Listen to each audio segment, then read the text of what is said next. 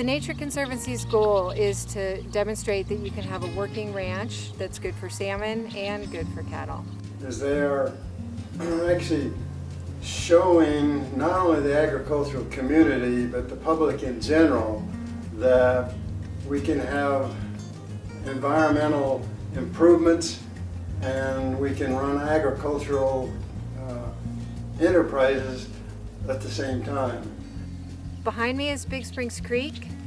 The water here bubbles up out of the ground at a cold 55 degrees Fahrenheit, which is great for salmon. However, before we got here, years of cattle grazing degraded the stream and caused this cold water to heat up to temperatures that were unsuitable for salmon. NOAA invested in the Shasta River because it's some of the best habitat that we have below the Klamath Dams, and it has the potential to provide really great habitat for coho, chinook, and steelhead. We purchased 100% of U.S. products, the barbed wire and stuff, and we tried to buy all of those through a local vendor, and we were able to do that except for our pipe. We had to buy that from of course, out of the area vendor. But everything else that we did do, we purchased locally, which allowed us to increase our local economy. The results of the restoration have been remarkable. After the first summer of cattle exclusion, the vegetation growth was really rapid.